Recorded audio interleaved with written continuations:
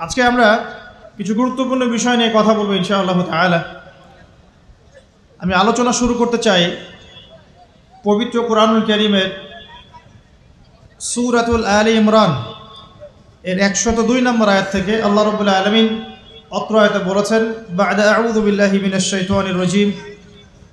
আল্লাহ রাব্বুল আলামিন বলছেন, ইয়া আইয়ুহাল্লাযীনা আমানু, হে মুমিনগণ, তোমরা যারা ঈমান এনেছো, ইত্তাকুল্লাহ, তোমরা আল্লাহকে ভয় করো, ওয়ালা তামুতুন্না ইল্লা ওয়া আনতুম মুসলিমুন। এর আগে আল্লাহ পাক বলছেন হাক্কা তুকাতিহ, ভয় করার মতো করে ভয় করো, ওয়ালা তামুতুন্না ইল্লা ওয়া আনতুম মুসলিমুন, পরিপূর্ণ মুসলিম না হয়ে কেউ মৃত্যুবরণ করো না। আল্লাহ পাক এখানে মুমিনদেরকে বলছেন, ইয়া আইয়ুহাল্লাযীনা আমানু, হে মুমিনগণ। কারা মুমিন? উত্তর পেতে হলে চলে যেতে হবে হাদিসে জিবরিলে। কোন হাদিস? হাদিসে জিবরিল, সহিহ মুসলিম হাদিস নাম্বার 9, মিশকাত হাদিস নাম্বার 2। রাসূলুল্লাহ সাল্লাল্লাহু আলাইহি ওয়াসাল্লাম মসজিদে বসে আছেন। এমন সময় একজন ব্যক্তি মসজিদে প্রবেশ করলেন। আমার কি ভাষা বুঝতে পারছেন? আচ্ছা, আমি চট্টগ্রামে গেলে বিপদ। চট্টগ্রাম, কক্সবাজার, সিলেট, আমি কোনো ভাষা বুঝি না। আমার ভাষা মানুষ বোঝে কিনা আমি তাও কনফিউজ থাকি। তো যাই হোক, আমি সরল বাংলায় বলার চেষ্টা করছি। আল্লাহ পাক বলছেন, হে মুমিনগণ। কারা মুমিন? উত্তর আছে হাদিসে জিবরিলের মধ্যে। জিবরাইল আলাইহিস সালাম মানুষের রূপ ধরে মসজিদ নববীর মধ্যে আসলেন এবং সাহাবীদের সামনেই আসলেন। সাহাবীদের সামনে মানুষের রূপ ধরে জিবরাইল আলাইহিস সালাম এই একবারই এসেছেন, ইতিহাসে একবার। এসে নবী সাল্লাল্লাহু আলাইহি ওয়াসাল্লামকে জিজ্ঞাসা করছেন 4টা প্রশ্ন। কয়টা প্রশ্ন? 4টা। 1 নম্বর জিজ্ঞাসা করছেন, ইয়া মুহাম্মদ, বলবেন সাল্লাল্লাহু আলাইহি ওয়াসাল্লাম, হে মুহাম্মদ সাল্লাল্লাহু আলাইহি ওয়াসাল্লাম, আখবিরনি আনিল ইসলাম, আমাকে ইসলাম সম্পর্কে বলুন। নবী সাল্লাল্লাহু আলাইহি ওয়াসাল্লাম বলছেন, ইসলাম হচ্ছে আন তাশহাদা আল্লা ইলাহা ইল্লাল্লাহ ওয়া আন্না মুহাম্মাদান আবদুহু ওয়া রাসূলুহু।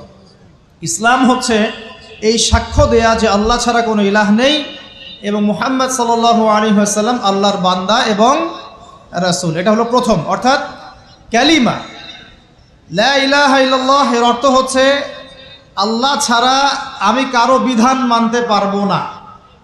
কথা কি বোঝা যায়? আল্লাহ ছাড়া আমি কারো দাসত্ব করব না। আল্লাহ ছাড়া কেউ আমার রব নয়, কেউ আমার রিজিক দাতা নয়, কেউ আমার জীবন দাতা নয়, কেউ আমার মৃত্যু দাতা নয়, এমনকি আল্লাহ ছাড়া বিধান দেওয়ার মালিকও কেউ না। মুহাম্মদ রাসূলুল্লাহ, অর্থাৎ আল্লাহকে পাওয়ার জন্যে যে তরিকা, মুহাম্মদ সাল্লাল্লাহু আলাইহি ওয়াসাল্লামের পথ ও পদ্ধতি অনুসরণ করতে হবে। এই তরিকার বাইরে অন্য কোনো তরিকা ফলো করা যাবে না। হ্যাঁ, তবে তার তরিকা ফলো করা যাবে যার কথা এবং কাজ নবীর সাথে মিলে যায়, আলহামদুলিল্লাহ। যারটা মিলে না তারটা নেওয়া যাবে না। মুহাম্মদ রাসূলুল্লাহ মানে নিজের মন গড়া কোনো কাজ করা যাবে না। ইবাদত করার ক্ষেত্রে প্রত্যেকটা কাজ নবী সাল্লাল্লাহু আলাইহি ওয়াসাল্লামের সুন্নাত মোতাবেক করতে হবে। মুহাম্মদ রাসূলুল্লাহ সাল্লাল্লাহু আলাইহি ওয়াসাল্লাম। 2, ওয়া আন তুকিমাস সালাহ, তুমি 5 ওয়াক্ত সালাত আদায় করবে। একটা হাদিসের মধ্যে এসেছে, মান তারাকা সালাতা মুতাআম্মিদান ফাকাদ কাফার। নবী সাল্লাল্লাহু আলাইহি ওয়াসাল্লাম বলেছেন, কোনো ব্যক্তি যদি, মুসলিম ব্যক্তি, ইচ্ছাকৃতভাবে তার উপর অর্পিত ফরজ নামাজ ছেড়ে দেয়, সে ব্যক্তি কুফরি করলো। কি করলো? আর মুয়াজ বিন জাবাল রাদিয়াল্লাহু আনহুকে নবীজি বলছেন, মান তারাকা সালাতা মুতাআম্মিদান ফাকাদ বারিআত মিন যিম্মাতিল্লাহ। যে ব্যক্তি তার উপর অবধারিত ফরজ নামাজ ছেড়ে দেয়, সে যেন আল্লাহর জিম্মেদারি থেকে মুক্ত হয়ে গেল। আল্লাহর কোনো জিম্মেদারি নাই তার উপর। 90% মুসলিমের দেশে এটা খুবই দুঃখজনক যে আমাদের মধ্যে বেশিরভাগ মানুষ 5 ওয়াক্ত নামাজ পড়ে না। শুধু বড় গলায় কি 90% মুসলিম বললে হবে? যখন 90% মুসলিমের দেশের 100% মুসলিম 5 ওয়াক্ত নামাজ পড়বে, ইসলাম এমনি এমনি প্রতিষ্ঠা হয়ে যাবে ইনশাআল্লাহ তাআলা। যখন মুসলিম কান্ট্রির বেশিরভাগ মানুষই নামাজি হবে, ইনশাআল্লাহ আল্লাহর জমিনে আল্লাহর দিন প্রতিষ্ঠা হয়ে যাবে ইনশাআল্লাহ। আমরা যদি নামাজ আদায় না করি, দিন কি প্রতিষ্ঠা হবে ভাই? আমরা তো আমাদের দেহের উপরেই দিনটা প্রতিষ্ঠা করতে পারলাম না। পরিবারে করব কিভাবে, সমাজে কিভাবে করব, আর বিশ্বে কিভাবে করব? তবে আলোচনার একটা উদ্দেশ্য বলে দিয়ে থাকি, আগেই বলে দেই, ইসলাম দিয়ে পৃথিবী শুরু হয়েছে, নবী দিয়ে সভ্যতা শুরু হয়েছে, ইসলাম দিয়েই পৃথিবী শেষ হবে, নবী দিয়েই সভ্যতা শেষ হবে ইনশাআল্লাহ। শুরু হয়েছে আদম আলাইহিস সালামকে দিয়ে এবং শেষ হবে ইনশাআল্লাহ তাআলা নবী ঈসা আলাইহিস সালামকে দিয়ে। এই কথাটা মাথায় রাখবেন। ইহুদিরা অপেক্ষা করে বসে আছে। কিসের অপেক্ষায় বসে আছে? সব ইহুদি না অবশ্য, যারা জালেম, জায়নিস্ট, বদ, এরা অপেক্ষা করে বসে আছে যে শেষ জামানায় তাদের একজন মাসিহ আসবে। কি আসবে? মাসিহ মানে ত্রাণকর্তা, উদ্ধারকর্তা। যেই মাসিহ আসলে পরে তারা সারা বিশ্বটাকে শাসন করবে এই জেরুজালেম থেকে। কোন জায়গা থেকে? নাম শুনছেন? কোন দিকে এটা? ইসরায়েল। আচ্ছা, ইসরায়েলের না, এটা ফিলিস্তিনের। কার? এই জায়গার মালিক কে? এই জায়গার মালিক আমরা। এটা আমাদের জায়গা। 3টা মসজিদ আপনি সফর করবেন সোয়াবের আশায়, তার সবচেয়ে শ্রেষ্ঠ মসজিদ হারাম মানে মক্কায়। 1 রাকাত নামাজ পড়বেন, 1 লক্ষ রাকাত নামাজের সওয়াব হবে ইনশাআল্লাহ। 2 নাম্বার মদিনা, 1 রাকাত নামাজ পড়বেন, 1000 রাকাত নামাজের নেকি হবে ইনশাআল্লাহ। 3 নাম্বার কি? এই যে আকসা, আমরা তো ভুলেই গেছি। আকসা আমাদের, আকসা কাদের? তারা দখল করে নিয়েছে। আচ্ছা, দখল করেছে আমাদের কারণেই, আমাদের দুর্বলতার কারণেই। কিন্তু এই ভোগ দখল চূড়ান্ত হবে না, কারণ তারা অপেক্ষা করছে একজন মাসিহের জন্যে, যেই মাসিহ আসলে পরে তারা জেরুজালেম থেকে বিশ্ব শাসন করবে। এখন কিন্তু বিশ্বের বড় বড় ডিপার্টমেন্টগুলো ওরা শাসন করে। খেয়াল করেছেন কি? আপনি যে প্রযুক্তি ব্যবহার করেন এগুলোর চাবিকাঠি ওদের হাতে। আপনি যে অর্থনৈতিক সিস্টেমটা ফলো করেন, ব্যাংকিং সিস্টেমগুলোর কথাই বলছি, এর মূল সূত্র কিন্তু ওদের হাতে, সুতা ওদের হাতে, লাটাই। ইভেন আমরা যে পলিটিক্যাল সিস্টেমগুলো ফলো করি না, এগুলোর তন্ত্রমন্ত্র ওরাই দিয়েছে। যে মিডিয়াগুলো আছে বিশ্বে বড় বড়, সব কিছু ওদের হাতে। ফাইন্যান্স বলে, ফাইন্যান্স মানে বাণিজ্য, ট্রেড, এগুলো ওদের হাতে। বিশ্বের বড় বড় সেক্টরগুলো ওরা শাসন করছে, এটা সত্য। আরেকটা মারাত্মক কথা হচ্ছে, বিশ্বকে শাসন করতে হলে কিছু অস্ত্র লাগে। কি লাগে? অস্ত্র শস্ত্র ছাড়া হবে না। একটা দেশের সাথে একটা দেশের মনে করেন খারাপ সম্পর্ক, এখন একটা দেশের কাছে আছে দাকুরাল, আর একটার কাছে আছে পারমাণবিক অস্ত্র। কে জিতবে? যার কাছে যত ভারী অস্ত্র আছে, শক্তিশালী, তার দাপট তত বেশি। তো এইসব বড় বড় মারণাস্ত্রগুলো, যেগুলোকে আমরা বলি নিউক্লিয়ার ওয়েপেন্স অথবা বলি থার্মোনিউক্লিয়ার ওয়েপেন্স, এগুলো ওদের হাতে। মাসিহ আসলে পরে তারা বিশ্ব শাসন করবে, এটা ওদের যে তালমুদ এই গ্রন্থের মধ্যে লেখা আছে। এবং তারা মনে করে যে এই দাজ্জালই হচ্ছে মাসিহ, তারা মনে করে। আর আমরা জানি হাদিস থেকে এই দাজ্জাল সত্যিকারের মাসিহ নয়। সত্যিকারের মাসিহকে ঈসা আলাইহিস সালাম। আল্লাহ পাক ঈসা আলাইহিস সালামের হাতে এই মিথ্যা মাসিহকে মেরে ফেলবেন প্যালেস্টাইনের বাবেলুদ নামক জায়গায়। কোন জায়গা? বাবেলুদ, হাদিসে বর্ণিত আছে। এবং তাকে মারার পরে নবী ঈসা আলাইহিস সালাম সেখান থেকে পুরো বিশ্বে আবারও ইসলামিক একটা খিলাফা কায়েম করবেন ইনশাআল্লাহ তাআলা। এটা হচ্ছে ইসলামের গন্তব্য, এটা হবেই। পৃথিবীর যত পরাশক্তিগুলো আছে এরা সবাই যদি ঐক্যবদ্ধ হয়ে যায় এবং এই ভবিষ্যৎবাণীটাকে মুছে ফেলতে চায়, কশ্চিনকালেও সফল হবে না ইনশাআল্লাহ। কারণ এটা বলেছেন কে? স্বয়ং আল্লাহ এবং তার রাসূল মুহাম্মদ সাল্লাল্লাহু আলাইহি ওয়াসাল্লাম। এটা আমাদের গন্তব্য, এটা সুসংবাদ দিয়ে শুরু করলাম। এখন আল্লাহ পাক আমাদেরকে বলছেন, হে মুমিনরা, তোমরা আল্লাহকে ভয় করো। ইমানদার কারা বোঝাতে গিয়ে হাদিসে জিবরিল আসছি। জিবরাইল আলাইহিস সালাম এসেছেন, জিজ্ঞাসা করছেন ইসলাম কাকে বলে। নবীজি বলছেন আগে কালিমা, তারপরে সালাত। তো সালাতের কথা বলতে গিয়ে ওখানে চলে গিয়েছিলাম। আমরা যদি ইসলামের বিজয় দেখতে চাই তাহলে সবাইকে 5 ওয়াক্ত নামাজ পড়তে হবে। রাজি আছেন তো? আজকে থেকে 5 ওয়াক্ত নামাজ ছাড়বেন? স্পেশালি যুবক ভাই যারা আছো, তোমাদের তারুণ্য আছে, রক্তের উদ্যম আছে, তোমরা চাইলে অনেক কিছুই করতে পারো। অনেক বার্ধক্যে উপনীত হওয়া মানুষ নামাজ পড়তে চায় কিন্তু পড়তে পারে না। তরুণদের কাছে আল্লাহ পাক সুযোগ দিয়েছেন। আর ইসলামের বিরোধী শক্তি যারা আছে তারা খুব ভালো করেই জানে কিন্তু যে ইসলামের বিজয়ে সবচেয়ে বড় ভূমিকা রাখতে পারে তরুণ সমাজ, যুবক সমাজ, যুব সমাজ, তরুণ প্রজন্ম। এ কারণেই তো দেখবেন তরুণ প্রজন্মকে তাদের উদ্দেশ্য থেকে সরিয়ে দেওয়ার জন্যে তারা আপনার সামনে অনেকগুলো টোপ দিয়ে দিয়েছে। দেখাবো টোপ কয়েকটা। 1 নম্বর টোপ দিয়েছে মেয়ে নারী জাতি, মেয়েদেরকে বেপর্দা করে তোমার সামনে উপস্থাপন করে দিয়েছে, ফ্রি মিক্সিং। এখন তুমি আর ঈমান ধরে রাখতে পারছো না। এটা পরিকল্পিত ছিল, কারণ আল্লাহ পাক বলছেন যুজ্জিনা লিন-নাস হুব্বুশ শাহাওয়াতি মিনান নিসা, মানুষের জন্য সবচেয়ে যে আকর্ষণীয় বিষয়গুলো তার মধ্যে 1 নম্বর হচ্ছে মহিলা, মানে মেয়ে, নারী জাতি। এটা আমাদের কাছে সবচেয়ে আকর্ষণীয়।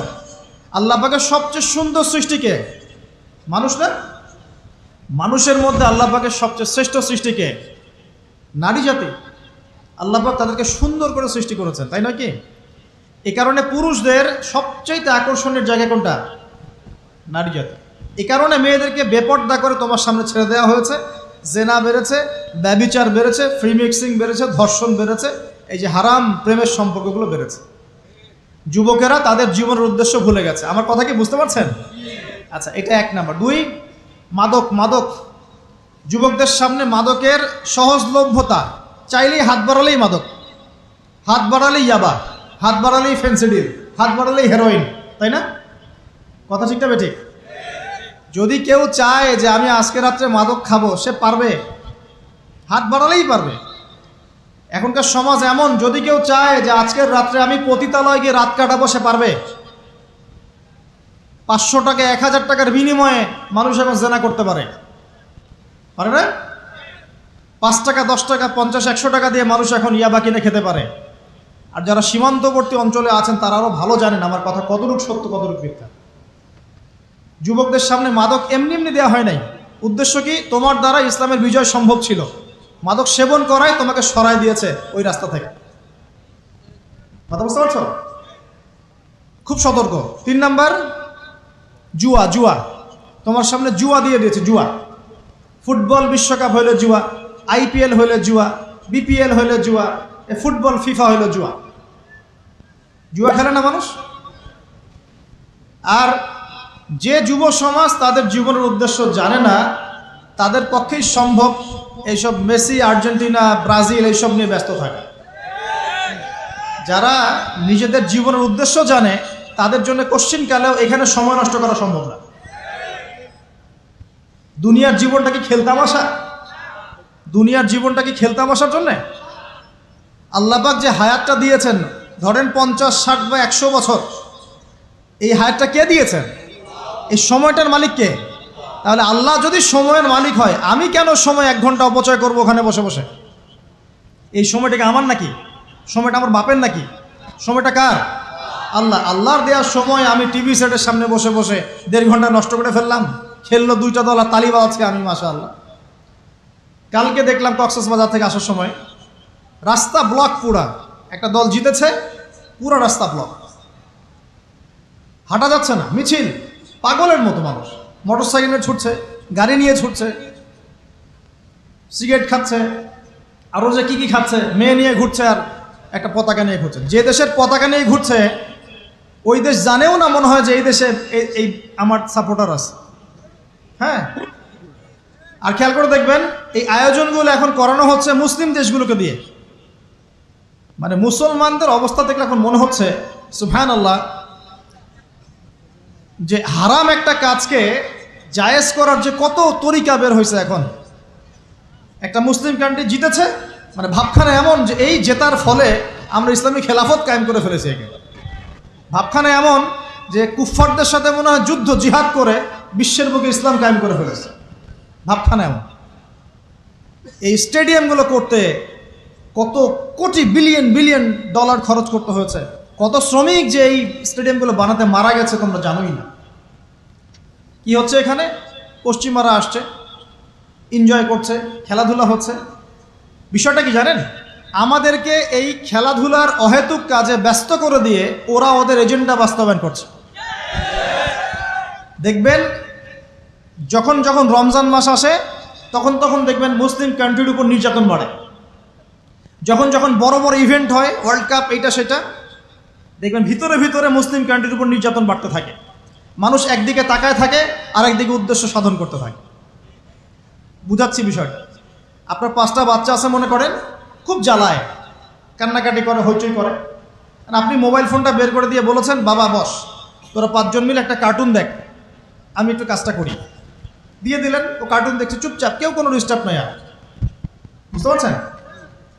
আর এই যে বাচ্চাগুলো কার্টুন দেখছে না, এগুলো হচ্ছে আমরা এখন। আর ওই যে কাজ করছে বাপ, এটা হচ্ছে ওরা, পশ্চিমারা। আমার কথা কি বুঝতে পারেন? আচ্ছা, আমি সহজ করার চেষ্টা করছি। প্রিয় যুবক ভাইরা, মেয়ে তো উন্মুক্ত করে দিয়েছেই, মাদক তো দিয়েছেই, জুয়া দিয়েছে, অহেতুক এসব খেলতামাশা দিয়েছে তোমার সামনে, তোমার সময় কেড়ে নেওয়ার জন্য, তোমার হায়াত কেড়ে নেওয়ার জন্য। তোমার মূল্যবান হায়াত, যে হায়াতটাকে তুমি আল্লাহর পথে দাওয়াতের কাজে ব্যয় করবা, দিন চর্চার কাজে ব্যয় করবা, আল্লাহর ইবাদতের কাজে ব্যয় করবা, আমর বিল মারুফ নাহি আনিল মুনকারের কাজ করবা, এই সময়টা ওরা কেড়ে নিয়েছে তোমার কাছ থেকে। বুঝতে পারছো না তুমি? আবার নেশা দিয়ে তোমার ভিতরটা নষ্ট করে ফেলেছে, জেনা দিয়ে তোমার অন্তরের নূর নষ্ট করে দিয়েছে, ফ্রি মিক্সিং দিয়ে জেনা এবং তোমার যে পবিত্রতা, চারিত্রিক পবিত্রতা নষ্ট করে দিয়েছে। আরও দিয়েছে পর্নোগ্রাফি। বেশিরভাগ যুব সমাজ এখন বাসায় গিয়ে রাতের বেলা পর্ন দেখে। দেখা যায় সারাদিন ভালো কাজ করে, বাসায় গিয়ে রাতের বেলা পর্ন দেখে। পর্নোগ্রাফি দেখে না বা দেখে নাই কখনো, এমন একটা ছেলে খুঁজে পাওয়া যাবে না এখন। আর যখন আপনি এগুলোতে অভ্যস্ত হয়ে যাবেন, তখন শরীর খারাপ হয়ে যাবে, মন ভালো থাকবে না, আপনি একাকী গোপন পাপ করবেন, শরীর দুর্বল হয়ে পড়বে। একটা মেয়ের দিকে আপনি সম্মানের চোখে তাকাতে পারবেন না, মনে হবে মেয়ে মানেই মনে হয় ভোগের বস্তু। পর্ণে আসক্ত যারা, তারা কোনো কাজে শান্তি পায় না, অস্থির। এমনকি তারা যদি বিয়ে শাদীও করে, তবু বৈবাহিক জীবনে সুখী হতে পারে না। কেন জানেন? নিজের শক্তি ক্ষমতাগুলো আগেই নষ্ট করে ফেলেছে। এবং অনেকগুলো মেয়ে যখন আপনি দেখবেন নগ্ন, তখন আপনার স্ত্রীকে আপনার কাছে সুন্দর মনে হবে না, মনে হবে এই মেয়ের চেয়ে মনে হয় ওই মেয়েটা সুন্দর, এর চেয়ে মনে হয় ওইটা সুন্দর। আর মেয়ের প্রতি সম্মান তো থাকবেই না, মেয়েকে মনে হবে একটা ভোগের বস্তু। যত বেশি পর্নোগ্রাফি বেড়েছে, তত ধর্ষণ বেড়েছে। দেখেছেন? পর্ন যত বেড়েছে, ধর্ষণ তত বেড়েছে। এমনকি ছোট ছোট বাচ্চারা পর্যন্ত রেহাই পাচ্ছে না। দেখেন না, ছোট ছোট বাচ্চা, 5 বছর 10 বছরের বাচ্চারা, মেয়ে বাচ্চাদের কথা বলছি, এদেরকেও ধর্ষণ করা হচ্ছে। যাদের ঘরে কন্যা সন্তান আছে, তারা খুবই এখন মানে বিপর্যয়ের মধ্যে আছেন আপনারা, আমরা। কারণ সমাজটা তো নষ্ট হয়ে যাচ্ছে। আপনার মেয়েকে কতদিন ঘরে রাখবেন? বাইরে তো পাঠাতেই হবে। বাইরে পাঠালে দেখবেন মেয়ের সম্মান নাই, পর্দা নাই, মেয়েকে জোর করে ধর্ষণ করা হচ্ছে। বাসে, ট্রেনে, অটোতে, অমুকে তমুকে, ট্রাকে মেয়েকে ধর্ষণ করা হচ্ছে। আর প্রত্যেক ধর্ষকের তো আর ইসলামিকভাবে বিচার হচ্ছে না, হচ্ছে? যদি একটা এলাকায় ধর্ষণ হতো আর ধর্ষককে জনসমক্ষে ডেকে ফাঁসি দেওয়া হতো না, তাহলে দেখতেন যে ওই এলাকায় ধর্ষণ বাড়তো না, কমে যেত। যদি একটা এলাকার চোরদেরকে জনসমক্ষে নিয়ে এসে হাত কেটে ফেলা হতো, তাহলে বুঝতেন চুরি কাকে বল। ভয়ে চুরি করতে পারতো না মানুষ। আর ভাগ্য ভালো যে এই নিয়মগুলো এখন নাই। কেন ভাগ্য ভালো বললাম? ভাগ্য ভালো কেন বললাম? কারণ এই নিয়ম যদি এই মুহূর্তে চালু করা হয়, এই মুহূর্তে যে এখন এই সেকেন্ডের মধ্যে চালু করা হয়, তাহলে অনেক বড় বড় রাঘব বোয়াল যারা আছে, ওদের হাত থাকবে না। কথা বুঝতে পারছেন না? কেউ চুরি করে সিসকা চোর বলি আমরা, না কি বলেন আপনারা? ছিচকা চোর বলেন। কেউ আছে চুরি করে, পুকুর চুরি করে। সিসকা চোরকে ধরতে পারলে রাস্তাঘাটে কি মাইটটা দেওয়া হয়, তাই না? মনে হয় যে নিজের শক্তি খাটানোর একটাই জায়গা চোর পিটানো। মসজিদে যদি মসজিদে যদি একটা চোর ধরা পড়ে, কি মাইটটা মারে, খুঁটির সাথে বেঁধে একদম জুতা স্যান্ডেল দিয়ে। আর সামনে যে পুকুর চুরি করে বসে আছে, কিছুই করতে পারতেছে। কি কথা মিথ্যা কথা বলছে? যদি একটা মুসলিম রাষ্ট্রের মধ্যে দুর্নীতি না থাকতো না, মুসলিম রাষ্ট্র বিশ্বকে নেতৃত্ব দিত ইনশাআল্লাহ। যদি কোনো মুসলিম রাষ্ট্রের মধ্যে দুর্নীতিটা না থাকতো না, তাহলে দেখতেন ওই রাষ্ট্র অবশ্যই বিশ্বকে নেতৃত্ব দিত ইনশাআল্লাহ।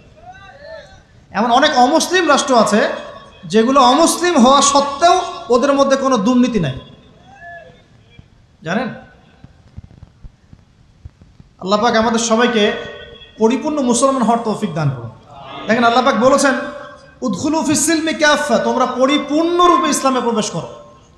এখন আমি যদি নামাজও পড়ি, আবার ঘুষও খাই, এদিকে রোজাও রাখি, আবার সুদও খাই, আবার এদিকে আমি হজমরাও করি, অন্যের সম্পদ আত্মসাৎ করি, মাপে কমও দেই, মজুদদারি করি ইত্যাদি, আমি কি পরিপূর্ণ মুসলিম? আমি কি উদখুলু ফিস-সিলমি কাফার উপর আমল করতে পেরেছি? আর আল্লাহ পাক এখানে বলছেন ওয়ালা তামুতুন্না ইল্লা ওয়া আনতুম মুসলিমুন, পরিপূর্ণ মুসলমান না হয়ে তোমরা মৃত্যুবরণই করিও না। করলেই সমস্যা। পরিপূর্ণ মুসলমান না হয়ে মারা গেলেই সমস্যা। কি সমস্যা? ওই যে আল্লাহ পাক বলবেন মান রব্বুক, বলবে লা আদরি, আমি তো জানি না, কারণ পরিপূর্ণ মুসলমান হয়নি তো, আল্লাহর সাথে শিরিক করেছে। আল্লাহ পাক বলবেন মা দীনুক, বলবে লা আদরি, আমি জানি না। মা দীনুক উত্তর কেমন করে দিতে পারবে? ইসলামের কিছু অংশ মানে, কিছু অংশ মানে না। ইসলামের কিছু অংশ মানে, নামাজ, রোজা, হজ, যাকাত, তাসবিহ, তাহলিল সবই মানে, কিন্তু সুদ ছাড়তে হবে, ঘুষ ছাড়তে হবে, জেনা করা যাবে না, মদ খাওয়া যাবে না, দুর্নীতি করা যাবে না, মানে না। তাহলে মা দীনুক কি উত্তর দিবে? মান নবিয়ুক, কে নবী? উত্তর কিভাবে সম্ভব? নবীর সুন্নতি তো নাই গায়ের উপরে, চেহারায় নাই, কাপড়ে নাই, চলাফেরায় নাই, ওঠা বসায় নাই, ইবাদতে থাকলেও অর্থনীতির মধ্যে নাই, অর্থনীতির মধ্যে থাকলেও সংস্কৃতির মধ্যে নাই, সংস্কৃতিতে থাকলেও সমাজে নাই। নবীর সুন্নত কি খালি ঘরে তসবিহ টেপার মধ্যেই? মানে আমরা খালি সুবহানাল্লাহ সুবহানাল্লাহ পড়বো, এটাই সুন্নত? দাড়ি ছেড়ে দিব, এটাই খালি সুন্নত? টাকনোর উপরে কাপড় পরবো, এটাই কি খালি সুন্নত? সমাজের মধ্যে সুন্নত নাই, অর্থনীতির মধ্যে সুন্নত নাই, ব্যবসা বাণিজ্যের সুন্নত নাই, চাকরি বাকরিতে সুন্নত নাই, পরিবারের সুন্নত নাই, সংস্কৃতির মধ্যে সুন্নত নাই। আর রাষ্ট্রের কথা বললাম না, ওটা বাদ দেন, ওটা এই যুগে সম্ভব না। ইল্লা মাশা আল্লাহ, যদি আল্লাহ পাক না চান। ওইদিকে আমি কথাই বলতে চাচ্ছি না, আমি সমাজ পর্যন্তই আছি, আর এর উপর যাচ্ছি না। তো প্রিয় ভাইয়েরা, যুবক ভাইদের কথা বলে আমি সামনে যাব। এক নাম্বার কি বলেছি, তোমরা সতর্ক থাকবে মেয়ে থেকে। কি থেকে? মেয়ে থেকে 100 হাত দূরে। 100 হাত মানে আমি বলি, পরামর্শ দেই, আমি তোমাদের ভাইয়ের মতো, ছোট হই আর বড় হই, আর আমাকে এইসব আল্লামা শায়েখ এইসব বলার দরকার নাই। আমি একদম তালেবে ইলম, এখানে বড় বড় অনেক আলেম ওলামায়ে কেরাম আছেন, আমি খুব বিব্রত বোধ করছি কথা বলতে। আমি জানি যে হকপন্থী ওলামায়ে কেরাম যারা, তারা আমাদের মতো অনলাইনেও আসেন না, এই ফেসবুক ইউটিউবে ভিডিও পাবেন না, এমনও আলেম বাংলাদেশে আছেন জানেন, যারা বহু আলেম তৈরি করছেন, মাদ্রাসা খেদমত করছেন। তো তাদের সামনে আমাদেরকে যখন এইভাবে টাইটেল দেন, লজ্জা লাগে, বিব্রত বোধ করি। শেখার কোনো শেষ নাই। আমি একসময় মনে করতাম যে আমি যখন ইন্টারমিডিয়েটের পর থেকে চর্চা করা শুরু করছি, অনার্স মাস্টার্স পর্যন্ত, মনে করছি যে হ্যাঁ, মনে হয় ইসলাম সম্পর্কে ভালোই জানছি। তারপর যখন কওমি আলেমদের কাছে পড়তে শুরু করলাম, বলি এগুলো ভিতরের কথা, খোলামেলা বলি, গল্প করছি আপনাদের সাথে, রাগ করছেন নাকি? তখন বুঝলাম যে বিগত 5-7 বছরে তো আমি কিছু পড়াশোনা করছি বলে মনে হচ্ছে না।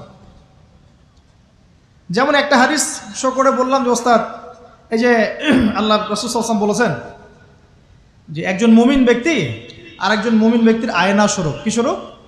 আয়না স্বরূপ।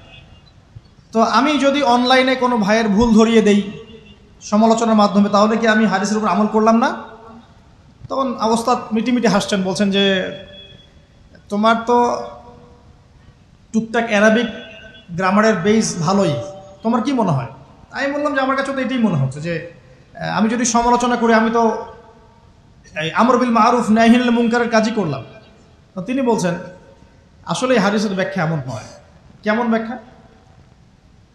তুমি কি খেয়াল করো নাই? আমাকে বলছে তুমি কি খেয়াল করো নাই, তুমি যখন আয়নার সামনে গিয়ে দাঁড়াও, তখন আয়না কিন্তু তোমার সাথে কথা বলে না, আয়না নীরব থাকে, স্থির থাকে, কিন্তু তোমার দোষ ত্রুটি কোথায় আয়না কিন্তু দেখিয়ে দেয়।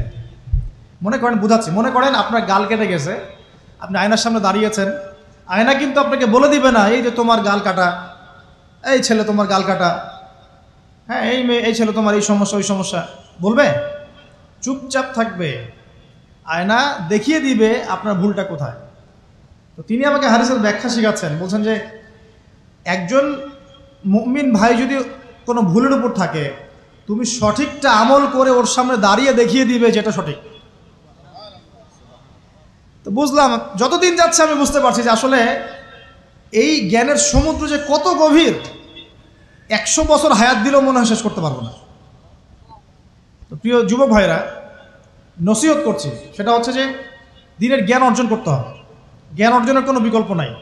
আর জ্ঞান অর্জনের জন্য শুধুমাত্র ফেসবুক, ইউটিউব যথেষ্ট নয়। এগুলো কনস্ট্রাকটিভ কোনো মাধ্যম নয়, বরং ফিতনা ছড়াবে এগুলো কিন্তু বেশিরভাগ ক্ষেত্রে ফিতনাই ছড়াচ্ছে। আপনার কাছে মনে হচ্ছে হয়তো যে অনেক কিছু লাইভ হচ্ছে, আমরা পাচ্ছি, হ্যাঁ, অনলাইনের মাধ্যমে জানছি, হ্যাঁ ঠিক আছে, স্বীকার করি, ভালো আছে, কিন্তু এর মন্দটা অনেক বেশি। এর মধ্য দিয়ে আলেমে বিভক্তি হয়ে গেছে। এর মধ্য দিয়ে একে অপরের সাথে আমাদের সম্পর্ক নষ্ট হয়ে যাচ্ছে। গীবত, তহমত, সমালোচনা, কাদা ছড়াছড়ি সংস্কৃতি বাড়ছে, ঐক্য বিনষ্ট হচ্ছে, অনেক সমস্যা হচ্ছে। আর এগুলো কনস্ট্রাকটিভ সিলেবাস নয়। সিলেবাস আপনাকে ওলামায়ে কেরামের কাছে এসে জানতে হবে। আমি বলছি 1 নাম্বার কোরআন থাকবে। আপনাদের জেনারেলদের জন্য বলছি, কারণ আপনাদের জন্য এটা এত সহজ হবে না। মাদ্রাসা যারা পড়া শুরু করেছেন ছোটোবেলা থেকে তাদের জন্য সহজ, আপনাদের জন্য এত সহজ নয়। সিলেবাসগুলো জেনে রাখেন। কোরআন পড়তে হবে আগে, পবিত্র কোরআনের বিশুদ্ধ তেলাওয়াত শিখতেই হবে, এবং প্রত্যেক দিন চেষ্টা করবেন 1 পৃষ্ঠা 2 পৃষ্ঠা, আধা পারা 1 পারা করে তেলাওয়াত করার জন্য। তেলাওয়াতের কোনো বিকল্প নাই, প্রত্যেক হরফে 10 নেকি পাবেন ইনশাআল্লাহ। এরপরে এর ভাষা আছে, কোরআনিক গ্রামার আছে, নাহুসর। আর এই বইগুলো আপনি একা পড়তে পারবেন না। এই বইগুলো পড়তে হলে ওস্তাদ লাগবেই। এক একটা বই 2 বছর করে পড়তে হইতে পারে, পড়তে হবে। যদি আপনি কোরআন জানতে চান, বুঝতে চান, পড়তে হবেই। আর যদি মনে করেন না আমার এত জানা বোঝার দরকার নাই, সেটা আলাদা বিষয়। তখন আপনি ওলামায়ে কেরামের কাছে গিয়ে জিজ্ঞাসা করে মাসআলা নিয়ে নেবেন। এখানে একটা কথা বলে দিই, এখন আবার একটা নতুন আমি ফিতনাই বলবো বের হয়েছে যে আলেম ওলামার প্রয়োজন নাই, কোরআন হাদিস বাসায় পড়বা, নিজে একা একাই মুস্তাহিদ হয়ে যাবা। অনেক দিনী ভাইকে দেখছি আমি, যুবক, ইয়াং, তার আগে বিপদগামী ছিলেন, হেদায়েত হয়ে ইসলামের দিকে এসেছেন, এখন প্রথমেই সহিহ বুখারী টান দিয়ে পড়া শুরু করতে। কে বললো আপনাকে প্রথমে সহিহ বুখারী পড়তে? আপনি কি এক লাভ দিয়ে এই মেডিকেল সায়েন্সের বই পড়তে যাবেন? এত কঠিন কঠিন বই আগে কেন? এই বইগুলো পড়তে ওলামায়ে কেরামের 15-20 বছর সময় লাগে। 15-20 বছর সময় লাগে। 15 বছর বেশি বলে ফেলছে মনে হয়। আমাদের মতো হলে 20 বছর লাগে। কঠিন বই আগে না, আগে সহজ বইগুলো পড়তে হতো। তো ভাবখানা তখন দেখা যায় এমন, কয়েকটা হাদিসের কিতাব পড়ে, কোরআনের কিছু অনুবাদ পড়ে, আলেম ওলামার আর দরকার নাই, কোনো মাযহাবেরও দরকার নাই, আমি নিজে একাই মুস্তাহিদ। এটা একটা ফিতনা চলছে। তো আমি বুঝাচ্ছি আপনাকে, একটা মাসআলা ধরেন আপনার সামনে আসলো, মনে করেন ওই যে আমি পেপার মানি নিয়ে কথা বলেছিলাম না, কাগজের টাকা, এরপর আসছে ক্রিপ্টোকারেন্সি। কি আসছে? নাম শোনেন নাই? ইলেকট্রনিক মানি তো চলে আসছে, যে ইলেকট্রনিক মানি দিয়ে আপনারা লেনদেন করছেন না, এরপরে আসবে ক্রিপ্টোকারেন্সি। ক্রিপ্টোকারেন্সি মানে বিটকয়েন। এগুলো ভবিষ্যৎবাণী না, কিন্তু কিছু মানুষ মনে করে এগুলো ভবিষ্যৎবাণী। এগুলো ভবিষ্যৎবাণী না, এগুলো বর্তমান। অলরেডি পৃথিবীর কিছু কিছু দেশে চলে আসছে, হয়তো বা এদেশেও অচিরে আসবে।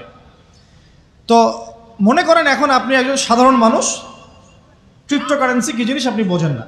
এখন আপনি একজন আলেমের কাছে আসলেন, এসে বললেন যে হুজুর, ক্রিপ্টোকারেন্সি কী জিনিস আমি বুঝি না, এটা হালাল না হারাম, জায়েজ না জায়েজ, কতটুকু রাখা যাবে রাখা যাবে না, মাসআলা দেন।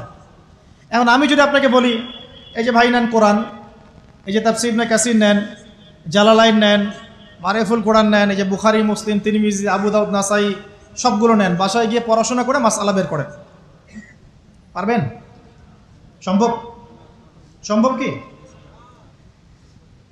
কে পারবে? যিনি মুস্তাহিদ। আর একটা সমাজের মধ্যে মুস্তাহিদ মানুষের সংখ্যা কতজন থাকে? অল্প কিছু। বেশিরভাগ মানুষই তো অন্ধ অনুকরণ তাকলিদ করতে হবে তাকে। তখন এই যে আপনি আমার কাছ থেকে মাসআলাটা জানলেন, এই মাসআলা জেনে নেওয়াটা কি আপনার জন্য উচিত না অনুচিত? আপনার এই মাসআলা জেনে নেওয়াটা কি উচিত না অনুচিত? এই মাসআলা আমার কাছে বা আলেমের কাছে না জানলে কিভাবে শিখবেন আপনি? শেখার জন্য আপনাকে আসতে হবে না? এটাই মাযহাব, এটাই মাযহাব। এখানে বিভ্রান্তির কোনো সুযোগ নাই যে আমি এগুলা মানি না, আমি খালি বইপত্র একা একা পড়বো, আলেম হয়ে যাবে, সম্ভব না।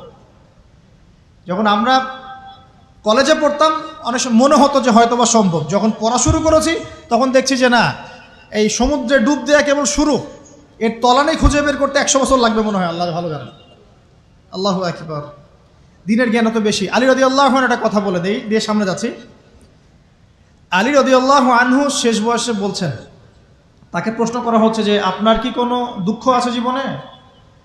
আলী রাদিয়াল্লাহু আনহু বলছেন যে আমি শুরু থেকে নবী সাল্লাল্লাহু আলাইহি ওয়াসাল্লামের পাশে ছিলাম, আমার দুঃখ নাই, তবে একটা মনের কষ্ট। কি? আমি যে জ্ঞানগুলো শিখেছি নবীর কাছ থেকে সাল্লাল্লাহু আলাইহি ওয়াসাল্লাম, সেই জ্ঞান বিতরণ করার জন্য কোনো পাত্র খুঁজে পেলাম না। কি গভীর কথা! যে জ্ঞান শিখেছি এটা বিতরণ করার পাত্রই খুঁজে পেলাম না। তাহলে পাত্র, আমরা তো পাত্র, জ্ঞান বিতরণ করবেন উলামায়ে কেরাম। পাত্র আমরা যদি পরিষ্কার না হয় জ্ঞান কিভাবে পাবেন? সম্ভব না। আরেকটা বিষয় বলে দেই, যখন আপনি জ্ঞানের চর্চায় মাঠে নামবেন, আল্লাহ পাক আপনার সম্মানার্থে ফেরেশতার পাখা আপনার পায়ের নিচে বিছিয়ে দিবেন ইনশাআল্লাহ। আর যখন আপনি জ্ঞান চর্চা করে আলেম হবেন ইনশাআল্লাহ তাআলা, আপনার জন্যে আসমান জমিনের সমস্ত মাখলুক, এমনকি সমুদ্রের নিচের মাছ, গর্তের ভিতরের পিপিলিকা, সবাই আল্লাহর কাছে আপনার জন্য ইস্তেগফার করবে ইনশাআল্লাহ। একটা হাদিসে নবীজি বলেছেন যে আকাশের চাঁদটাকে তোমরা যেমন দেখো উজ্জ্বল অন্য নক্ষত্রগুলোর তুলনায়, ঠিক তেমনি সাধারণ মানুষের উপরে একজন আলেমের মর্যাদা এমন। তো প্রিয় ভাইয়েরা, যুবক ভাইদেরকে বলছি স্পেশালি, আজকের লেকচারটা স্পেশালি তোমাদের জন্যই, যে এই ফাঁদগুলো থেকে বেঁচে থাকবে এবং এলেম অর্জন করবে। এলেম অর্জনের কোনো বিকল্প নয়, এবং এলেম অর্জনের জন্য সিলেবাস লাগবে। আর অনেক বইপত্র একা একা পড়তে পারবে না, আলেম ওলামাদের সংস্পর্শ লাগবেই, অন্যথায় পারবে না। এর পাশাপাশি আপনি সিরাতের বই পড়বেন, ইতিহাস পড়বেন, ইসলামিক অর্থনীতি পড়বেন, হ্যাঁ, ভূরাজনৈতিক প্রেক্ষাপটের বইগুলো পড়বেন, এগুলো ঠিক আছে। এবং জেনারেল লাইনে যেখানে পড়াশোনা করছেন, এই পড়াশোনাও কন্টিনিউ করবেন, এবং আপনার প্রতিভা দিয়ে আপনার জায়গা থেকেই ইসলামের খেদমত করবেন ইনশাআল্লাহ তাআলা। পারা যাবে না? আল্লাহ তৌফিক দান করুন। যুবক ভাইদের সামনে এই ফাঁদ। কেন ফাঁদ? কারণ যুবক ভাইরা যদি জীবনের উদ্দেশ্য জেনে ফেলে এবং ইসলাম প্রতিষ্ঠার কাজে আত্মনিয়োগ করে, তাহলে কুফফার শক্তি পালানোর জায়গা খুঁজে পাবে না ইনশাআল্লাহ। প্রিয় ভাইরা, আল্লাহ রাব্বুল আলামিন বলছেন মুমিনদেরকে, হে মুমিনরা, তোমরা আল্লাহকে ভয় করো। দেখুন, 6টা পিলারে বিশ্বাস না করা পর্যন্ত কেউ মুমিন হয় না। কয়টা পিলার? 1 নাম্বার হচ্ছে আল্লাহর প্রতি বিশ্বাস। 1 নাম্বার আল্লাহর প্রতি বিশ্বাস। 2 ফেরেশতা মণ্ডলীর প্রতি বিশ্বাস। 3 আসমানি কিতাব সমূহে বিশ্বাস। 4 নবী রসুলগণের প্রতি বিশ্বাস। 5 পরকালের প্রতি বিশ্বাস। এবং 6 তাকদীরের ভালো মন্দের প্রতি বিশ্বাস। এই 6টা পিলারকে মনে বিশ্বাস করতে হয়, মুখে স্বীকৃতি দেওয়া লাগে, এবং কাজেও বাস্তবায়ন করতে হয়, তারপর আপনি মুমিন হবেন ইনশাআল্লাহ। আল্লাহ পাক বলছেন আমাদেরকে, এই মুমিনদেরকে, তোমরা আল্লাহকে ভয় করো, ভয় করার মতো ভয় করো। এটার ব্যাখ্যা কি? ভয় করা মানে কি? শুধু নেক আমল করা মানেই আল্লাহকে ভয় করা নয়। আল্লাহ পাকের যত নিষেধ আছে, এই নিষেধগুলো ছেড়ে দেওয়ার নাম হলো আল্লাহকে ভয় করা। যদি আমি নামাজ পড়ি, প্রমাণিত হবে না যে আমি আল্লাহকে ভয় করি। হারাম ছেড়ে নামাজ পড়েন, হালাল খেয়ে নামাজ পড়েন, প্রমাণ হবে আপনি আল্লাহকে ভয় করেন। নামাজ পড়াটা একটু সহজ কাজ, কিন্তু এই হারাম রিজিক ছেড়ে দেয় এত সহজ কাজ নয়। রোজা রাখা সহজ কাজ তুলনামূলক, কিন্তু সুদ ঘুষ ছেড়ে দেওয়া এত সহজ কাজ নয়। তাসবিহ তাহলিল করা সহজ কাজ, কোরআন তেলাওয়াত করাও সহজ কাজ তুলনামূলক, কিন্তু ওই বোনের সম্পত্তি তাকে ফিরিয়ে দেওয়া এত সহজ নয়। অন্য মুসলিম ভাইয়ের মান সম্মান রক্ষা করা তো সহজ নয়। পরিবারে পর্দা এবং নামাজ কায়েম করা তো সহজ নয়। এবং এই সুদ ঘুষ দুর্নীতি অন্যের সম্পদ আত্মসাৎ থেকে বের হয়ে আসা এত সহজ নয়। তাকওয়া মানে কি? পরিপূর্ণরূপে ইসলামে প্রবেশ করা, আল্লাহ পাকের যাবতীয় হুকুম আহকাম মেনে চলা, আদেশও এবং নিষেধও। আল্লাহ পাক বলছেন শেষে, ওয়ালা তামুতুন্না ইল্লা ওয়া আনতুম মুসলিমুন। একজন নবীর কথা খালি বলবো, বিশৃঙ্খলা করেন না, একটু ধৈর্যের সাথে বসেন। আমরা খুব লম্বা আলোচনা করব না, একটু বসেন, শেষ করে দিচ্ছি আস্তে আস্তে। আর যদি কারো কোনো প্রশ্ন থেকে থাকে, এভাবে চিরকুট আকারে আমাদের এখানে দিতে পারেন ইনশাআল্লাহ। মুসলিম না হয়ে মৃত্যুবরণ করো না। আল্লাহ পাকের কালাম পবিত্র কোরআনের মধ্যে সূরা হজ নামে একটা সূরা আছে। এখানে আল্লাহ পাক সূরা হজের মধ্যে ইব্রাহিম আলাইহিস সালামের কথা বলছেন যে হুয়া সাম্মাকুমুল মুসলিমিন। ইব্রাহিম আলাইহিস সালাম সেই নবী যিনি তোমাদের নাম মুসলিম দিয়েছেন। কি দিয়েছেন? আচ্ছা, ইব্রাহিম আলাইহিস সালামের দুটো ঘটনা বলবো খালি, আমি আপনাকে ইসলাম দেখাচ্ছি কি জিনিস। দেখুন, তার স্ত্রীকে আল্লাহ পাক বলছেন রেখে আসো, হাজেরা আলাইহিস সালামকে রেখে আসো মক্কার কাবা ঘরের কাছে, যেখানে কোনো মানুষ নাই, কোনো খাবার পানি কিচ্ছু নাই, সাথে ছোট সন্তান ইসমাইল। দেখেন, রেখে আসার সময় কিন্তু ইব্রাহিম আলাইহিস সালাম আল্লাহকে বলেন নাই যে আল্লাহ আমি আমার স্ত্রী সন্তানকে ওখানে কেন রেখে আসব, এর পিছনে যুক্তি কি, এর পিছনে বিজ্ঞান কি, এর পিছনে দর্শন কি জিজ্ঞেস করেছিলেন? আল্লাহ পাক বলেছেন সামি'না আতা'না। সন্তান বড় হয়েছে, আল্লাহ পাক বলছেন তাকে জবাই করতে হবে। তিনি সন্তানকে গিয়ে বলছেন ইয়া বুনাইয়া ইন্নী আরা ফিল মানামি আন্নী আসবাহুক, আমি স্বপ্নে দেখছি তোমাকে জবাই করছি, ফানজুর মাযা তারা, তোমার কি রায় আমাকে বলো। সন্তান বলছে এবার ইয়া আবাতি, হে আমার আব্বা, ইফআল মা তু'মার, আপনাকে যে আদেশ করা হয়েছে সে আদেশ আপনি পালন করেন। সাতাজিদুনি ইনশাআল্লাহু মিনাস সাবিরিন, ইনশাআল্লাহ আপনি আমাকে ধৈর্যশীল পাবেন। কে বলছে এটা? ইসমাইল। ইসমাইলের মধ্যে কি এখনকার তরুণদের জন্য আদর্শ নাই? যে বয়সে ইসমাইল আলাইহিস সালাম বলছেন আব্বা আমাকে জবাই করে দেন, কোনো সমস্যা নাই, ইনশাআল্লাহ আপনি আমাকে ধৈর্যশীল পাবেন, ওই বয়সের আমাদের তরুণ প্রজন্ম টিকটক প্রজন্ম, ওই বয়সে আমাদের তরুণ প্রজন্ম কিশোর গ্যাংয়ে যোগ দিয়েছে, জেনা করেছে, মাদক খাচ্ছে, জুয়া খেলছে, এই যে জার্সি গায়ে দিয়ে ঘুরে বেড়াচ্ছে। দেখেন, এই ওয়াজে আসার সময় দেখলাম যে কিছু ছেলে দাঁড়িয়ে আছে ওখানে, কি হচ্ছে ওখানে দাঁড়ায়, বক্তা এখন আসে নাই, সিগারেটের প্যাকেট থেকে সিগারেট বের করে টান দিচ্ছে ওখানে। বক্তা তো এখন আসেন, টান দিয়ে যায়, তারপর বসে। মাদক বলতে কি বোঝো তোমরা? খালি গাঁজা, ইয়াবা, ফেন্সিডিলি মাদক? সিগারেটটা মাদক না? এই জর্দা খাই, এটা কি মাদক না? এগুলো মাদকের মধ্যে পড়ে, এগুলো ফ্যাশন হয়ে গেছে এখন। আল্লাহ পাক তোমাদেরকে এগুলো থেকে হেফাজত করুন। আমি দেখেন, ইসমাইল বলছেন হে আমার আব্বা আমাকে আপনি জবাই করে দেন, যদি আল্লাহ আদেশ করে থাকেন, আমাকে ধৈর্যশীল পাবেন ইনশাআল্লাহ। মা বোনদের জন্য বলছে এখানে একটা কথা, দেখুন প্রিয় মা বোনরা ভালো করে শুনুন। দেখুন, ইসমাইল আলাইহিস সালামকে কিন্তু তার বাবা বড় করেন নাই। ইসমাইল আলাইহিস সালাম বড় হয়েছেন মক্কায় তার মায়ের কাছে, হাজরা আলাইহিস সালামের কাছে। আর ইব্রাহিম আলাইহিস সালাম থাকতেন সিরিয়ায়, শামে, তার আরেক স্ত্রী সারা আলাইহিস সালামের সাথে তিনি যাওয়া আসা করতেন। আর তখনকার যাওয়া আসা এত সহজ ছিল না,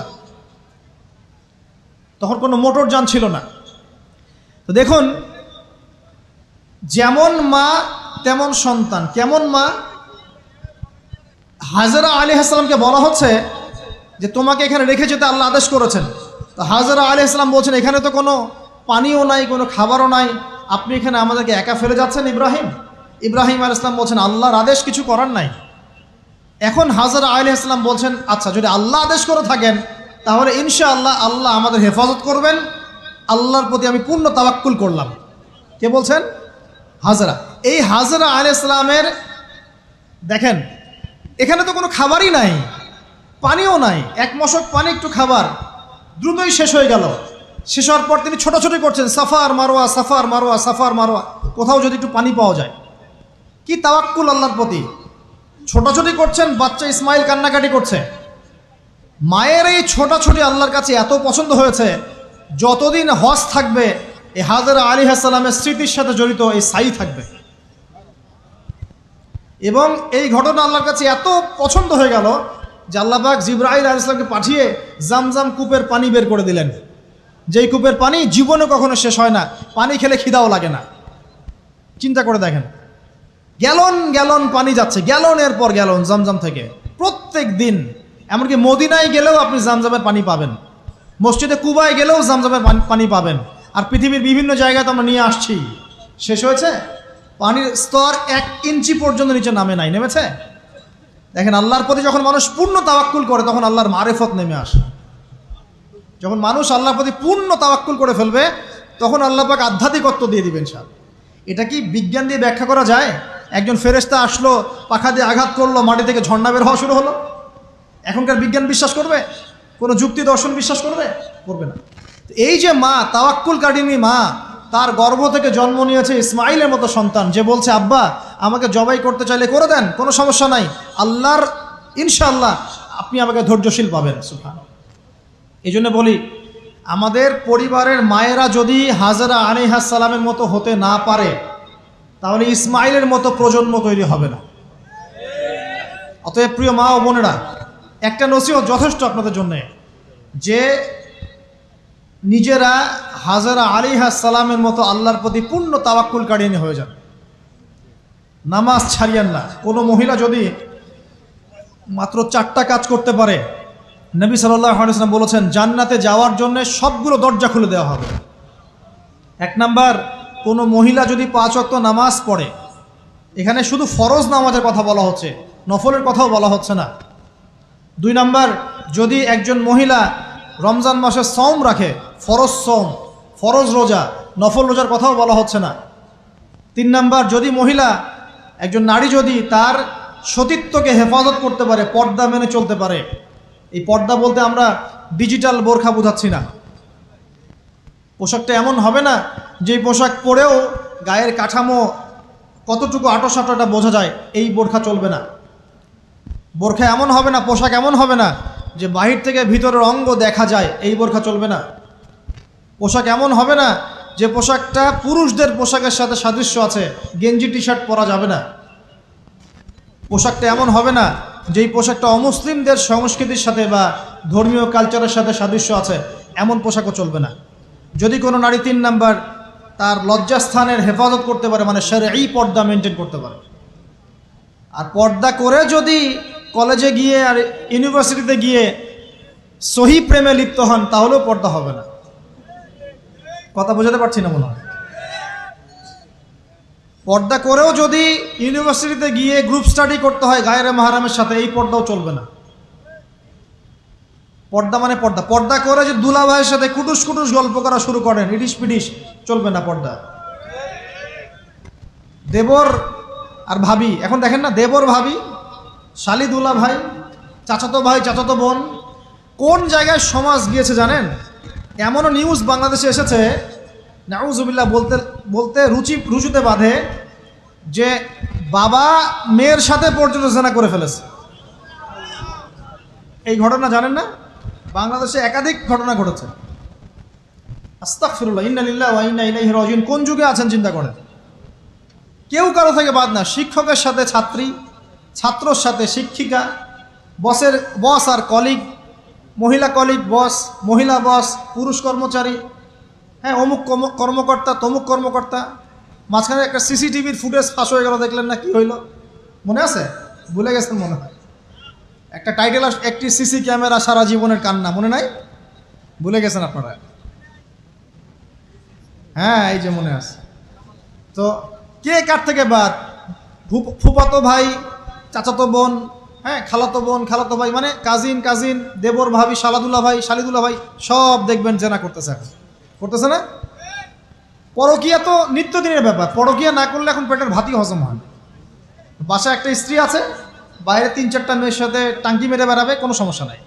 সমস্যা কোথায় বলি? সমস্যা হচ্ছে, যদি আপনার স্ত্রী থাকে একজন নেককার বা সতীসাধী নারী থাকে, এবং তার পারমিশন নিয়ে যদি আপনি আরেকটা বিয়ে করতে যান, সমস্যা আছে। হালালভাবে বিয়ে করলে সমস্যা, বাইরে টাঙ্কি মেরে বেড়াবেন, কোনো সমস্যা নেই। বাসায় একটা স্বামী আছে, বাইরে আরও 2-4টা ছেলের সাথে ফোনে কথা বলে, কোনো সমস্যা নেই। আমরা এখন কি করি জানেন? আমরা জেনাকে প্রমোট করি, নগ্নতাকে প্রমোট করি, আর বিয়ে হালাল জিনিসগুলোকে আমরা ঢেকে দেই, বাধা দেই। বিয়ে করতে চান, দেখবেন বাধা পাবেন। জেনা করতে চান, বাধা পাবেন না। হ্যাঁ, বিশ্বাস করছেন না? বিয়ে করতে যে দেখেন খালি কত বাধা আসে, আর জেনা করতে চান, কোনো বাধা নাই। মদ খাইতে চান, কোনো বাধা নাই। লিগ্যাল কিছু পতিতালয় আছে আমাদের দেশে, লিগ্যাল,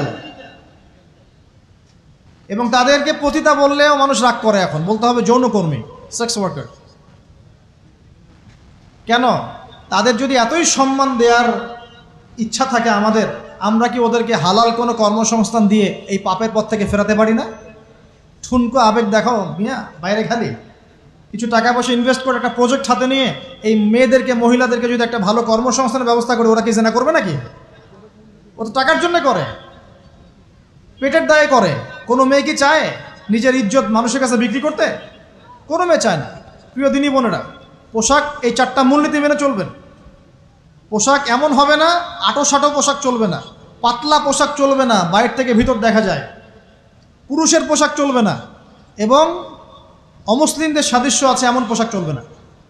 আপনি বাসায় কি পোশাক পরে থাকেন আমরা এখানে তো কোনো রকম ইন্টারফেয়ার করতে যাচ্ছি না, কিন্তু বাইরে যদি গায়রে মাহরামদের সাথে বের হন, সামনে বের হন, তাহলে অবশ্যই আপনাকে এই পর্দা মেনটেন করেই আসতে হবে। এটা ইসলামিক লস।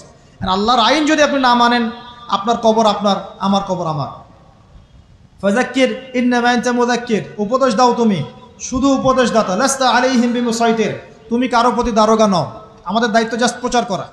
বাল্লিগু আন্নী ওয়ালাউ আয়া, একটা আয়াত জানলেও খালি প্রচার করে দাও, দ্যাটস অল। ফাযাক্কির ইন নাফাআতিদ যিকরা, তুমি উপদেশ দাও যদি উপদেশ কোনো কাজে আসে। প্রিয় ভাইয়েরা, বন্ধুদের কথা বলতে এখানে এসেছিলাম। একটা মেয়ে 4টা কাজ করলে জান্নাতে চলে যাবে ইনশাআল্লাহ। 5 ওয়াক্ত নামাজ, ফরজ নামাজ, 2 রমজান মাসের সওম, 3 নাম্বার লজ্জাস্থানের হেফাজত, আর 4 নাম্বার স্বামীর আনুগত্য। স্বামীর কি দেখেন, ফ্যামিনিস্ট মেয়েরা বলবে স্বামীর দাসত্ব। দাসত্ব আনুগত্য এক জিনিস নয়, মনে থাকবে। দাসত্ব আনুগত্য এক জিনিস নয়। আনুগত্য মানে কি? আনুগত্য মানে আপনার স্বামী আপনাকে কোরআন সুন্নাহ মতো চালানোর চেষ্টা করছে, আপনি এটা ফলো করবেন, আনুগত্য। আর আপনার স্বামী যদি আপনাকে কোরআন সুন্নাহর বাইরে যদি বলে যে আসো, অফিসের কলিগরা আসছে, আমার টেবিলে খাবার পরিবেশন করো, যাবেন না, আপনি আনুগত্য করবেন না। আপনার স্বামী বলছে যে সুন্দর করে সাজুগুজু করো, তো আজকে ঘুরে আসি সাজেক, ঠিক আছে, বাইকের পিছনে বসে আপনাকে নিয়ে যেতে যাচ্ছে, আপনি যাবেন না, বলবেন যে এরকম সাজুগুজু করে গায়রে মাহরামদের সামনে যাওয়া জায়েজ নাই। আনুগত্য কি? কোরআন সুন্নাহ সমর্থিত কাজে আপনি স্বামীকে ফলো করবেন, আনুগত্য। স্বামী যদি এমন কোনো আদেশ করে যে আদেশটা কোরআন সুন্নাহর বাইরে যায়, আপনি এখানে কোনো আনুগত্য নাই। একটা হাদিস আছে, লা তাআতা লি মাখলুক ফি মা'সিয়াতিল খালিক, মানে স্রষ্টার অবাধ্যতায় সৃষ্টির কোনো আনুগত্য নাই। আল্লাহর অবাধ্যতায় সৃষ্টির কোনো আনুগত্য নাই। প্রিয় ভাইরা, একটা আয়াত আমাদের জন্য যথেষ্ট হবে ইনশাআল্লাহ। মুমিন আমরা মুমিন না? মুমিন না? আল্লাহয় বিশ্বাস করি কি না? ফেরেশতায় বিশ্বাস করি না? নবী রাসূল আসমানি কিতাবে, পরকাল, তাকদীরে বিশ্বাস করি তো? আমরা সবাই ইসলামের বিজয় চাই কি না? আমরা সবাই পরিপূর্ণ মুসলমান হতে চাই কি না? আমরা চাই কি না যে আমাদের সাথে সাথে আমাদের পরিবারটাও জান্নাতে যাক? এবং আমরা চাই কি না যে আমাদের সমাজটাও ইসলামের আলো আলোকিত হোক? চাই কি না? যদি চাই, প্রিয় ভাইয়েরা, আমার 10টা নসিহত। কয়টা? 10টা। জাস্ট 10টা লাইন বলবো, আর আপনাদের ধৈর্য নষ্ট করছে না। 1, জ্ঞান অর্জনের যে কথা বলেছি, জ্ঞান শুধু অর্জন নয়, জ্ঞানের বিপ্লব ঘটাতে হবে। পারবেন ইনশাআল্লাহ? যে যেখানে পড়াশোনা করছেন করেন, কিন্তু ইসলামিক পড়াশোনা বাদ দিয়ে নয়। দিনের জ্ঞান আগে অর্জন করতে হবে, বাল্য বয়সে অর্জন করতে হবে। আল্লাহ তৌফিক দান করুন। 2 নাম্বার, প্রত্যেক দিন কোরআনকে সময় দিবেন। কি করবেন? প্রত্যেক দিন কোরআনকে সময় দিবেন। প্রত্যেক দিন মিনিমাম 1 ঘন্টা করে হলেও কোরআন তেলাওয়াত করার চেষ্টা করেন। পারবেন ইনশাআল্লাহ? 2। 3 নাম্বার, আপনার জীবনটাকে রাসূলুল্লাহ সাল্লাল্লাহু আলাইহি ওয়াসাল্লামের সুন্নাত দিয়ে সাজাতে হবে। প্রত্যেকটা কাজ করার আগে 3 বার চিন্তা করবেন। কয়বার? 3 বার, যে এই কাজটা কিভাবে করলে সুন্নত হবে, কিভাবে করলে সুন্নত হবে না। এই রাত্রে ঘুমাবেন, 3 বার চিন্তা করবেন যে কি কি কাজ করে ঘুমালে পরে ঘুমটা সুন্নত হবে, নেকি হবে। ওযু করবেন, সূরা ফালাক নাস ইখলাস পড়বেন, আয়াতুল কুরসি পড়বেন, সূরা বাকারার শেষে 2টা আয়াত পড়বেন, 33 বার সুবহানাল্লাহ, 33 বার আলহামদুলিল্লাহ, 34 বার আল্লাহু আকবার পড়বেন। ডান দিকে কাত হবেন, আল্লাহুম্মা বিইসমিকা আমুতু আহইয়া। ব্যাস। যদি 6 ঘন্টা ঘুমিয়ে থাকেন, 6 ঘন্টার প্রত্যেক সেকেন্ডে নেকি পাবেন ইনশাআল্লাহ। এর নাম সুন্নত। প্রতিটা কাজ সুন্নত মাফিক করতে হবে। একটা খালি কথা বলে দেই, শুধু একবার দরুদ পড়ে নাই, নবীর নাম শুনে দরুদ পড়ে নাই ইচ্ছাকৃতভাবে, তাকে নবীজি বলছেন সে ধ্বংস হোক। নবী বলছেন আমিন, মানে বদদোয়া হচ্ছে এটা। তাহলে সারা জীবন যে আমরা দাড়ি রাখছি না, টাকনোর নিচে কাপড় পরছি, হ্যাঁ, যে গোফ লম্বা করে একদম শুশুকের মতো রেখে দিয়েছি, কাটছি না, লেবাস ইসলাম না আসছে না, নামাজ পড়ছি না সুন্নাহ মোতাবেক জীবন করছি না, আমাদের কি হবে? আমরা কি নবী সাল্লাল্লাহু আলাইহি ওয়াসাল্লামের সুপারিশ পাবো? কবরে তাকে দেখালে উত্তর দিতে পারবো? পারবো ইনশাআল্লাহ। কখন? যখন আমরা পুরো জীবনটাকে নবীর সুন্নাহ মতো ঢেলে সাজাবো ইনশাআল্লাহ। সূরা আল ইমরানের মধ্যেই আছে, কুল ইন কুনতুম তুহিব্বুনাল্লাহ ফাত্তাবিউনি। আল্লাহ বলছেন, হে নবী বলে দিন, তোমরা যদি আমার ভালোবাসা চাও, আল্লাহকে পেতে চাও, তাহলে নবীকে অনুসরণ করো, আমাকে অনুসরণ করো। আল্লাহ পাক কী করবেন? ইউহিব্বুকুমুল্লাহ, আল্লাহ পাকও তোমাদেরকে ভালোবাসবেন। ইয়াগফির লাকুম যুনুবাকুম, আল্লাহ পাক তোমাদের সমস্ত গুনাহ মাফ করে দেবেন ইনশাআল্লাহ। আল্লাহু গফুর রহিম। 3 নাম্বার বলেছি ভাই, নবীর সুন্নাহ মতো জীবন গড়েন। 4, একটা হালাল রিজিক অন্বেষণ করেন, হারামে যাবেন না। ওয়াদা করেন যে না খেয়ে মরে গেলেও হারাম রিজিকে যাবেন না। পারবেন তো ইনশাআল্লাহ? আল্লাহ পাক তৌফিক দান করুন। 5 নাম্বার, পরিবারের আদর্শ হবে জান্নাতি আদর্শ। পরিবারের মধ্যে অনইসলামিক কোনো কালচার ঢুকতে দিবেন না। টিভিটা আছে না পরিবারে, আসার মানে আছে ভেঙে দিবেন একেবারে। যদিও বা টিভির চেয়ে ডেঞ্জারাস জিনিস এখন আমাদের হাতেই থাকে। টিভি তো তাও মানুষ সবাই একসাথে বসে দেখতো, যে যার মতো দেখতে পারতো না। একটা নাটক সিনেমা দেখলেও সবাই মিলে দেখতে হতো। তো এখন তো ফোন, সবার ঘরে ঘরে একটা পৃথিবী, সবাই ঘরে ঘরে যে যার মতো দেখছে আর কি।